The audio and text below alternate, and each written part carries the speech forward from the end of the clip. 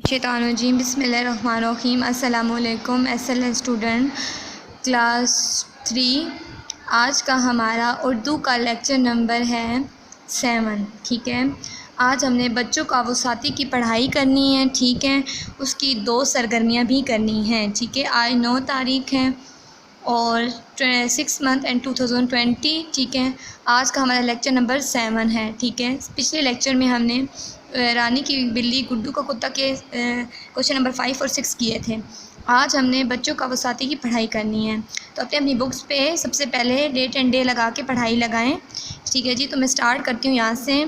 لمبی سی ناک، پنکھے جیسے بڑے بڑے کان، موٹی موٹی آنکھیں، خوب بڑا سا جسم مگر چھوٹی سی دم، بچوں کا وسعتی نام ہے جس کا ہاتھی۔ اچھا جی، بچوں کا وسعتی نام ہے جس کا ہاتھی۔ ٹھیک ہے جی، ہاتھی کے کیا ہوتے ہیں؟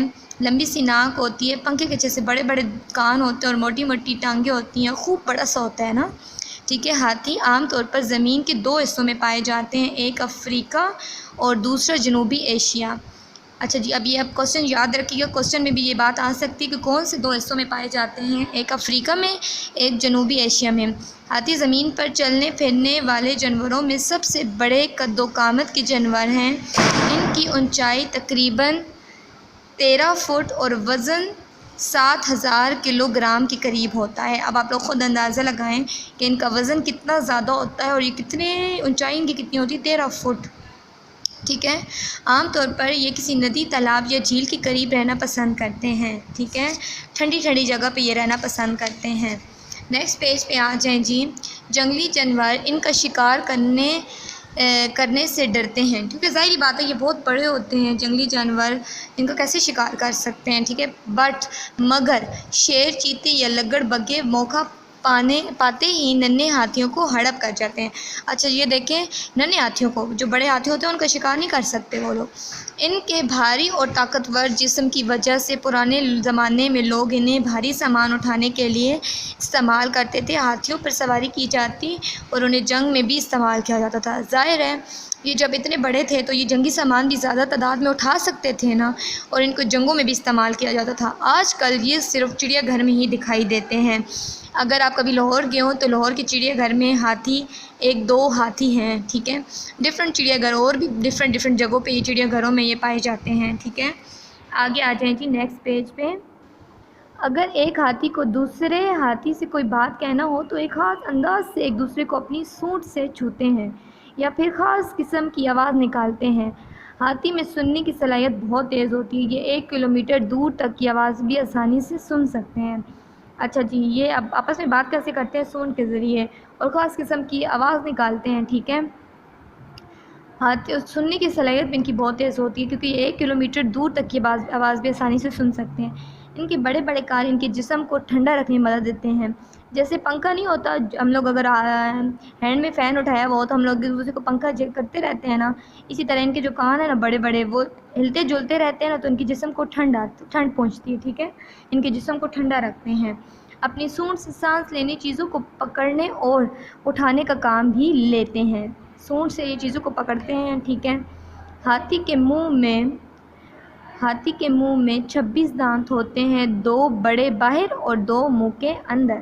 آپ لوگ دیکھیں کہ یہ 2 بڑے باہر ہوتے ہیں اور باقی کے جو منہ سونڈ کے اندر ہوتے ہیں جی۔ ان کی عمر تقریباً 70 سال ہوتی ہے۔ شکاری ان کے لمبے لمبے دانتوں کی وجہ سے ان کا شکار کر ڈالتے ہیں، کیونکہ ان کے جو دانت ہوتے ہیں نا اس سے مختلف دوائیاں بھی بنائی جاتی ہیں، اور گھر میں ڈیکوریشن کے لیے بھی وال پہ بھی ان کے دانتوں کو لگایا جاتا ہے۔ ٹھیک ہے، دنیا میں ہاتھیوں کی تعداد تیزی سے کم ہو رہی ہے، اسی لیے اب ان کے شکار پر پابندی لگا دی گئی ہے۔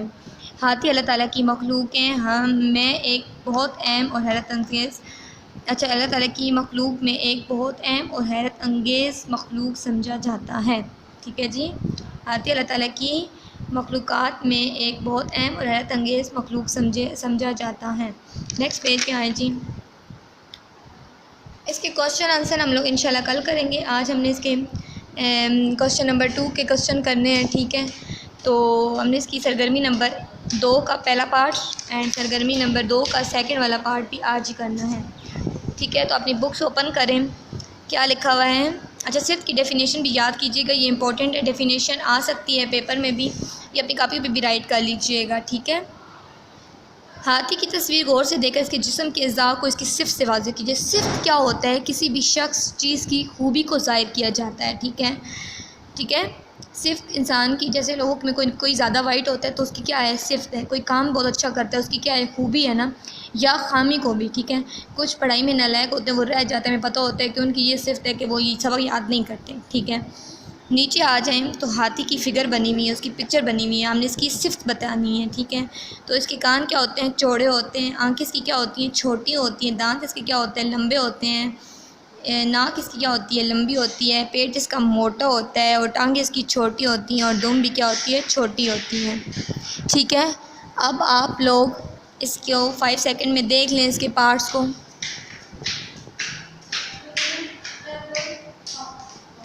نیکسٹ پیج پہ آئیں جی۔ خالی جگہیں مناسب صفت سے پر کیجیے۔ خوبصورت، اب یہاں پہ صفت، مناسب صفت دی گئی ہیں، ٹھیک ہے۔ آپ لوگوں نے یہاں سے ڈھونڈ کے یہاں پہ پٹ کرنے ہیں ان کو۔ یہ پھل کتنا خوبصورت ہے۔ ہیرا ایک ڈیش پتھر ہے، قیمتی پتھر ہے۔ میری پینسل بہت ڈیش ہے، لمبی ہے۔ ڈیش موسم میں ڈیش پانی اچھا لگتا ہے۔ اب گرم موسم میں ٹھنڈا پانی اچھا لگتا ہے نا۔ گھوڑا انسان کا وفادار دوست ہے۔ ہاتھی ڈیش اور چڑیا ڈیش ہوتی ہے۔ ہاتھی بڑا اور چڑیا چھوٹی ہوتی ہے۔ ڈیش خرگوش پودے کے پیچھے چھپا ہوا ہے۔ چالاک خرگوش پودے کے پیچھے چھپا ہوا ہے۔ عثمان ایک ایماندار لڑکا ہے، ٹھیک ہے جی۔ یہ آپ لوگ دیکھ لیں، یہ آپ نے اپنی بکس پہ رائٹ کرنی ہے۔